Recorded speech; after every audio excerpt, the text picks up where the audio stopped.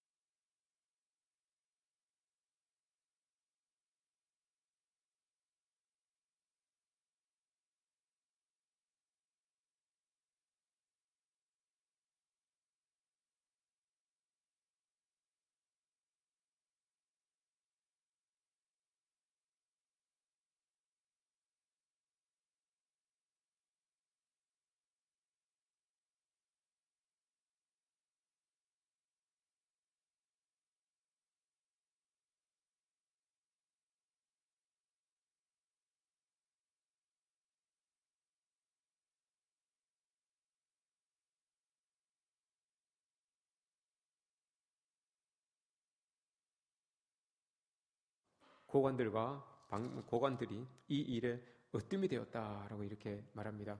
근데 이게 뭐 이방에서 돌아왔으니까 외국 사람들하고 같이 이방 여인들하고 같이 이렇게 결혼해서 살면 뭐 어떨까? 여러분 우리가 이렇게 생각할 수도 있어요. 그런데 이 일이 이 일을 듣고 에스라가 여러분 9장을 쭉 읽어보시면 부끄러워서 하나님 앞에 얼굴을 못 들어요. 부끄러워서 하나님 앞에 얼굴을 못 듭니다. 6절 말씀 보면 그래요. 그리고 또 저기 8절부터 쭉 보시면 하나님 앞에 너무너무 민고해가지고 이 진짜 막 쥐구멍에도 들어가고 싶은 그런 마음으로 지금 하나님 앞에 에스라가 있어요. 여러분 왜 그렇겠습니까, 여러분? 왜 그렇게 이방 여인들하고 같이 결혼해서 사는 게 여러분 그렇게 물론 하나님의 율법에 안 되지만 그것 때문에 그 일 때문에 에스라가 이렇게까지 하나님 앞에 부끄럽고 죄송스럽고 그럴까요? 왜 그럴까요, 여러분? 이런 이유는 그거예요. 이들이 지금 성전 재건 사업을 했던 사람이에요. 하나님의 일을 했던 사람이에요. 하나님의 일을 하면서 이런 일을 동시에 했다는 거. 이게 괴로운 거예요. 이게 괴로운 거예요. 에스라가. 하나님의 성전 짓는 게 여러분 얼마나 거룩한 일입니까? 얼마나 자기들이 고대했던 일입니까? 그래서 그 일에 사마리아 사람들도 부정하다고 해서 끼워주지 않고 그 일을 감당했던 일인데 그 일을 감당하면서 하지 말아야 될 일들을 한 거예요. 그 일을 하면서 나와가지고 신나게 하나님 성전을 짓는다고 막 으쌰으쌰 했는데 이 에스라가 이 소리를 들은 거예요. 자기도. 방백들이 와서 이야기를 해준 거예요. 1절 말씀을 보시면 9장 1절 말씀 보시면 방백들이 내게 나와서 이르되 이 보세요. 다 해놨는데 이런데요? 라고 이렇게 이야기를 하는 거예요. 그래서 그걸 듣고 너무 가슴이 아팠던 거예요. 에스라가 왜 내가 이걸 몰랐을까? 이런 이제 자책감도 있었겠죠. 영적인 리더가 이걸 몰랐다고 하는 것에 대하여서 너무 마음 아픈 거예요.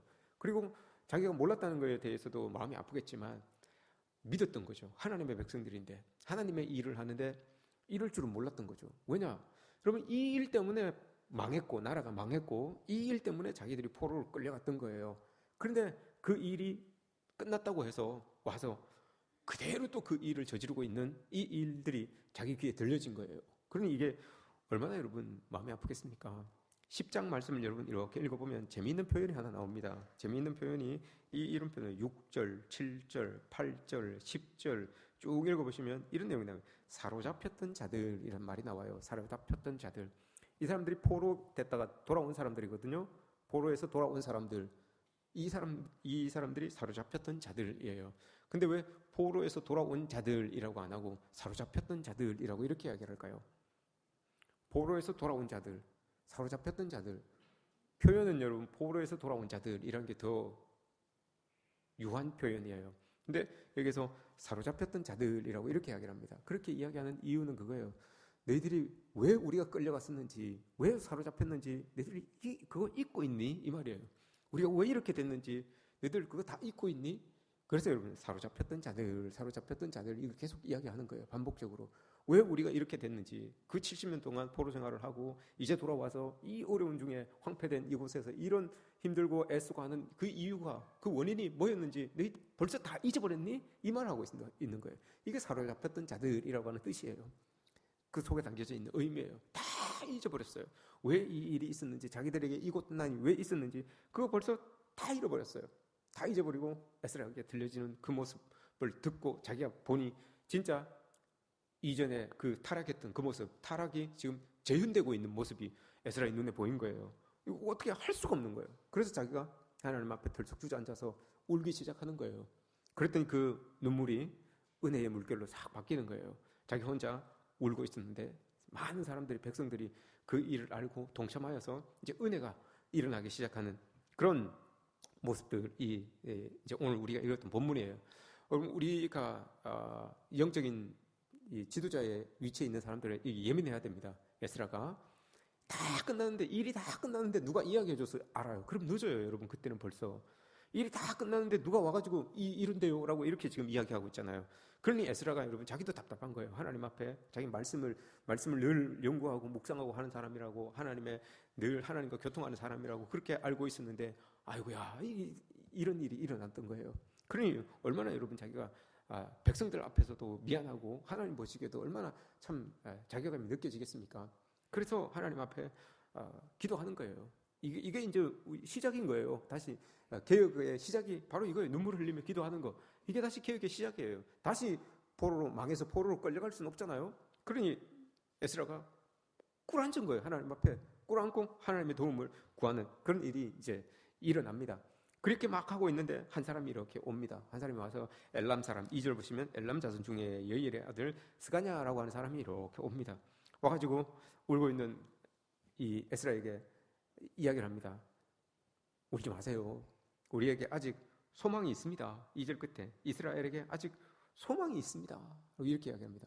이건 그냥 여러분 그 에스라 울고 있는 에스라를 위로하기 위하여서 그냥 빈말로 던진 말이 아니에요. 대안과 대책을 가지고 이야기를 하는 거예요. 대안과 대책을 가지고 있는 그 멘트로 우리에게 소망이 있잖아요 라고 이렇게 이야기를 하는 거예요. 우리에게 소망이 있어요. 왜 울고 있어요? 라고 이렇게 이야기합니다.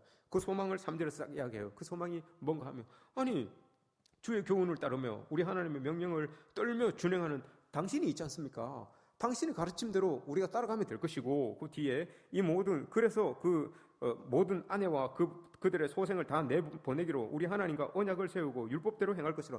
율법이 있잖아요. 그 율법대로 하나님의 말씀을 가르치며 떨며 준행하는 당신이 그 율법대로 행하면 되잖아요. 그러면 우리가 따를게요 라고 이렇게 딱 이 스가냐라고 하는 사람이 딱 이야기를 하는 거예요. 그래 에스라가 힘을 얻은 거예요. 그래 맞다. 자기가 기도하면서 하나님의 율법대로 우리 이렇게 합시다 라고 하면 하나님의 백성들이니 이 율법을 따르겠지. 이렇게 해서 이제 개혁이 시작이 되는 거예요. 딱 개혁이 시작됩니다. 그런데 이 개혁이 여러분 쉽지만 않아요. 오늘 이 스가냐라고 하는 한 사람이 방안을 딱 제시를 했는데 이게 맞아요. 이게 최선의 방법이에요. 이게 맞는데 최선의 방법임에도 불구하고 개혁이라고 하는 것에 있어서 아픔이라고 하는 것은 여러분 이건 없을 수가 없어요. 개혁이라고 하는 거에 있어서 아픔은 따라옵니다. 왜냐? 어떤 걸 해야 됩니까, 여러분? 하나님의 말씀, 율법을 따르면 되는데 1차적으로 율법을 따르면 되는데 그 율법에서 뭐라고 하는데요? 뭐라고 하는 것을 따라야 되잖아요. 지켜야 하잖아요. 그럼 뭐라고 해요, 여러분? 아내와 그 사이에서 난 자녀를 내보내야 돼요. 쫓아보내야 돼요. 이방 땅으로 내보내야 돼요.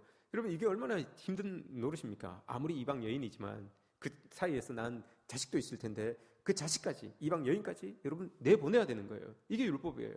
개혁은 여러분 왜 이런 이야기를 하고 있는가 하면 혈육을 끊어내는 아픔만큼의 아픔이 필요한 게 개혁이에요. 여러분 교회가 잠잠하기 위하여서는 막 문제가 있던 교회가 잠잠하기 위하여서는 여러분 이런 혈육을 잘라내는 아픔 정도의 개혁이 있어야지만 교회가 다시 원상복귀가 된다는 걸 지금 이야기해주고 있는 거예요. 교회가 잠잠할 때, 그러니 교회가 잠잠할 때, 교회가 하나님 은혜 가운데 여러분 풍성해질 때, 그때 잘 이어나가야 돼요. 그걸 잘 이어나가고 해야지만 아무런 문제가 없지. 그럼 문제가 생겨서 이런 일들이 생겨나기 시작하면 여러분 보세요. 오늘 혈육을 끊어내야 됩니다. 내 자식을 쫓아내야 돼요. 내 아내를 여러분 멀리해야 돼요. 쫓아내야 돼요. 이렇게 해야지만 개혁이라고 하는 것이 이루어집니다. 고통을 감내해야지만 이루어지는 게 이런 일이에요. 그리고 나서 에스라가 이제 다 준비가 됐어요. 그렇게 하면 되겠구나. 딱 준비가 됐습니다. 힘써 행하십시오. 우리가 도와주겠습니다. 일어나서 이거 당신이 할 일이니까 앞에서 주도적으로 하십시오. 우리가 힘써 돕겠습니다. 라고 이렇게 딱 이야기를 합니다. 5절 말씀에서 다 이야기합니다. 제사장, 레위사람, 백성들, 방백들 다 불러 모아놓고 우리가 이제 이런 일을 하겠습니다. 라고 이렇게 공포를 해요. 선포를 합니다. 그랬더니 백성들이 오케이 그렇게 합시다. 라고 이렇게 말합니다. 그렇게 합시다. 그렇게 해야죠. 뭐 이렇게 따라줬어요. 그리고 6절에 보시면 에스라가 혼자 또 기도하러 들어갑니다. 모든 게 다 준비됐잖아요. 동기가 다 구해졌어요. 백성들에게서도 다 동기가 구해졌어요. 그럼 여러분 에스라가 일을 시작하면 됩니다. 그런데 일을 바로 시작하지 아니하고 또 하나님 앞에 들어가서 기도합니다. 이번에는 금식 기도를 해요. 탁 들어가서 금식 기도를 하면서 이 하나님의 뜻이 뭔지, 하나님의 계획, 이 계획이 하나님의 계획이 맞는지 이걸 묻는 거예요. 인간의 힘으로는 모든 게 다 준비되어 있어요. 인간의 힘으로는, 인간의 계획 안에는 모든 것들이 다 준비가 되어 있어요. 그러나 인간의 힘을 의지하는 것이 아니라 에스라는 끝까지 하나님을 의지하겠습니다 라고 하면서 금식을 하는 거예요. 곡기를 딱 끊는 거예요. 이게 여러분 금식을 한다는 게 어떤 의미가 있습니까? 밖으로부터 내 안에 들어가는 것들을 끊음으로 인하여서 내 속에 하나님의 힘으로 이 일을 감당하겠다 이 말 아닙니까? 밖으로부터 주어지는 어떤 힘들, 그게 뭐 음식의 힘일 수도 있고 사람들의 힘일 수도 있고 뭐 어떤 힘들이 있어요. 그 힘들은 내가 다 끊어버리고 내 속에 자리하고 있는 그 하나님, 하늘로부터 온 그 은혜, 내 속에 있는 그 은혜로부터 나는 이 일을 시작하겠습니다 라고 하는 그 다짐이 여러분 금식이잖아요. 그 금식하면서 하나님의 뜻을 다시 묻는 거예요. 다시 확인하는 거예요. 왜? 이거 잘못하면 여러분 엄청난 아픔이 생기거든요. 엄청난 이거 지금 후유증이 남게 되는 일이에요. 그러니 자녀를 내보내고 여러분 아내를 내보내고 남편을 내보내고 하는 일이 이게 쉽습니까? 그래서 하나님 앞에 묻고 또 묻고 금식하며 기도하며 계속 여러분 지금 하나님의 뜻을 구하고 있어요. 이런 모습들이 여러분 그리스도인들에게 필요합니다. 모든 것들이 완벽하게 갖춰져 있어서 일을 시작만 하면 뭔가가 될 것 같아요. 그러나 그때 여러분 마지막으로 또 한 번 더 하나님 앞에 기도하면서 하나님의 뜻이 뭔지 여러분 그거 우리가 구할 수 있어야 되는 거예요. 그래야지만 우리가 끝까지 과정 속에서 하나님의 개입하심을 늘 느끼며 고백하면서 그렇게 여러분 우리가 이 일들을 진행해 나갈 수가 있는 거예요. 이 아픈 일이지만 제가 제가 참 좋은 습관이 하나 있었는데 중고등부 때 그러니까 부교육자죠. 부교육자 때 제가 애들을 데리고 이렇게 수련회를 많이 가잖아요. 2박 3일 뭐 이렇게 중고등학생들, 청년들 데리고 이렇게 수련회를 가잖아요. 저는 수련회를 가면 수련회를 딱 시작해서 끝날 때까지 그 기간 동안 금식을 했어요. 금식을 딱 해서 끝날 때까지. 그렇다고 해서 뭐 막 고기 굽는데 나 금식하니까 저쪽에 가 있을게. 여러분 이렇게 하지 않아요. 고기 굽는데 그냥 막 고기 구워주고 막 애들 먹게 만들어주고 막 이렇게 해요. 그래도 배가 고프지 않아요. 먹고 싶지도 않고요. 그러나 딱 힘은 나는. 그게 제 습관이었어요. 제 수련회 기간 동안은 모든 수련회는 제가 금식하면서 딱 했었어요. 그래서 아직까지도 나를 겪었던 그 친구들은 저를 되게 기억하고 있어요. 되게 기억해요. 참 특이한 사람이다 이렇게 기억하고 있었어요. 왜냐? 그 청소년 시기가 얼마나 중요한 시기입니까? 그래서 그 수련회 기간 동안에 한 영혼이라도 더 하나님을 만났으면 좋겠다라고 하는 그 마음에서 그렇게 이제 금식을 하는 거죠. 나 금식한다라고 이렇게 여러분 이야기하지 않아요. 그냥 쭉 하고 끝내요. 그러면 나중에 이제 마치고 이제 임지를 마칠 때쯤 돼서 이제 그걸 알고 그랬구나. 이제 그때 이제 아는 거죠. 금식이 여러분 이런 의미입니다. 간절한 마음이 하나님의 뜻에 맞아서 진짜 하나님이 이루어 주시면 얼마나 좋을까. 이런 간절한 마음으로 여러분 지금 이 에스라가 하나님 앞에 기도하는 거예요. 우리도 여러분 이런 간절한 마음이 있으면 하나님께 이런 모습으로 나갈 수 있어야 되죠. 그래서 금식하고 나서 하나님께 자기의 마음을 보여드리고 난 다음에 이 일을 시작합니다. 7절, 8절 말씀부터 쭉 이 일을 시작합니다. 쫙 시작하는데 예루살렘에 다 모이고 3일 내로 다 모이고 안 모이면 재산을 싹 다 뺐습니다. 이렇게까지 해요. 다 모이십시오. 예루살렘에 다 3일 이내로 다 모이십시오, 여러분. 안 모인다고 하면 제살까지 다 압수할 겁니다. 그리고 다 쫓아낼 겁니다. 우리 공동체에서 다 쫓아낼 겁니다. 왜냐? 개혁에 동참하지 않는 멤버는 멤버가 아니라고 여기는 거예요. 개혁에 동참하지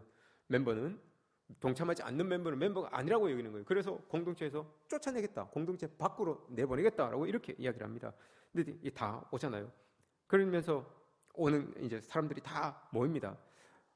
모여가지고 하나님 앞에 이 일을 하죠.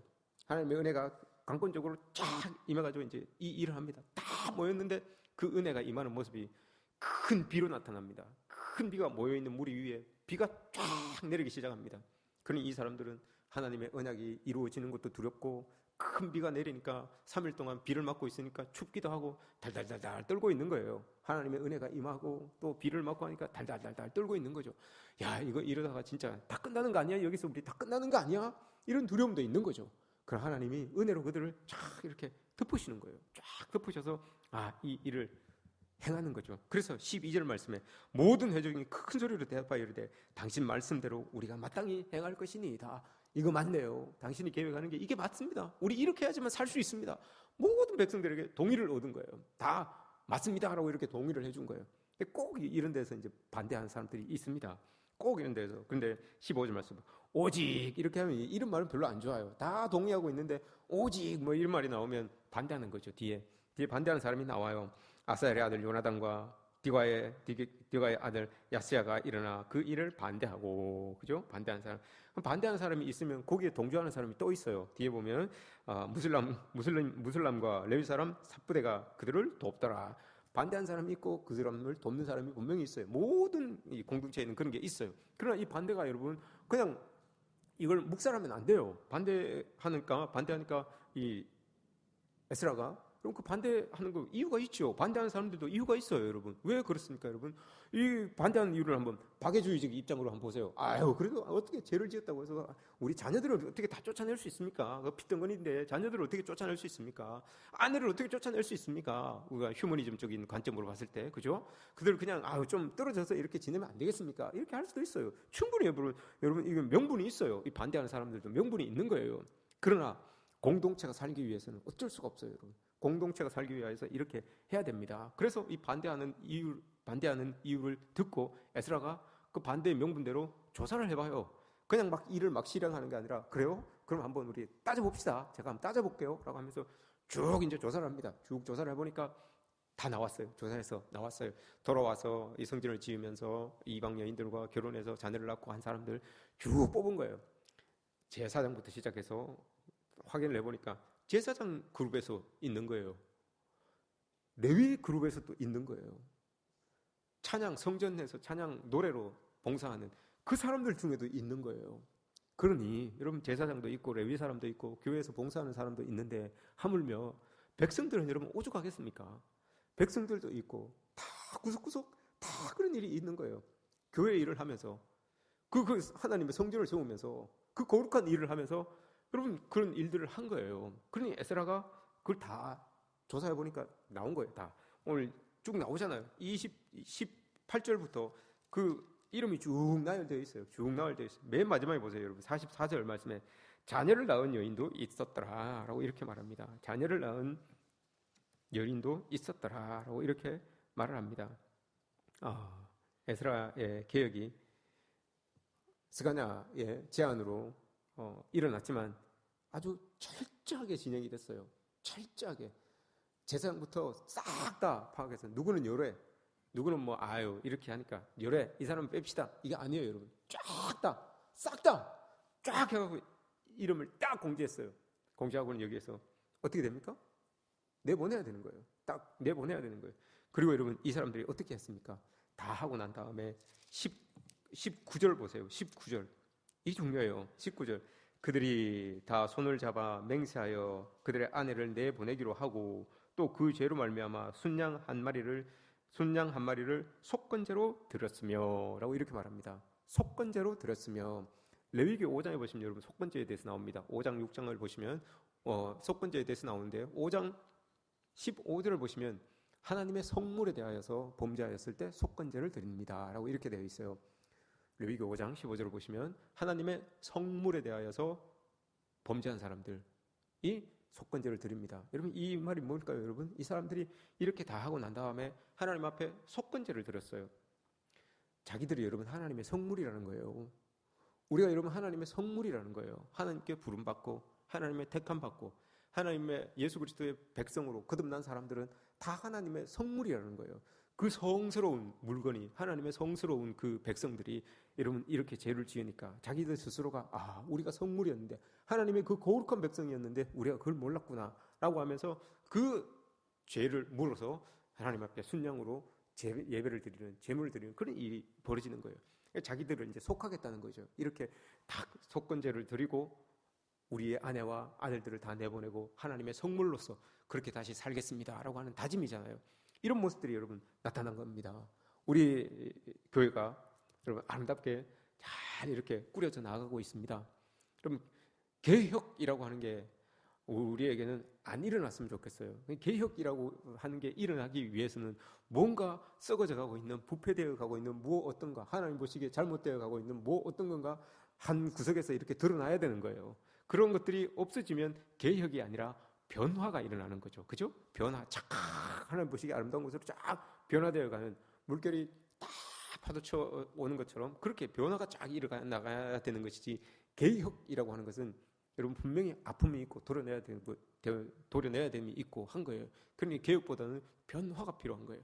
변화 쫙 되어서 정말 하나님 보시기에 더 아름다운 모습으로, 더 성숙하고 더 성결한 모습으로 딱 서게 되는 그런 모습들이 나타나면 얼마나 좋겠습니까? 에스라를 여러분 꼭 기억하십시오. 우리의 삶의 자리에서 정말 성물다운 하나님의 성물로서 우리는 그렇게 사는 하나님의 백성들입니다. 예수 그리스도의 피값으로 사주신 하나님의 성물입니다. 그 성물로서의 모습을 여러분 잊지 마십시오. 내가 하나님의 성물이었구나. 그럼에도 불구하고 내가 하나님의 성물로서 하나님의 일을 하면서 자칫 성물로서의 역할을 감당하지 못했던 그런 부분에 대하여서 우리는 다시 한번 돌아보고, 오늘 에스라가 하나님 앞에 눈물로 부르짖고 기도했던 것처럼 우리도 여러분 늘 삶의 자리에서 이런 기도의 자리를 떠나서는 안 됩니다.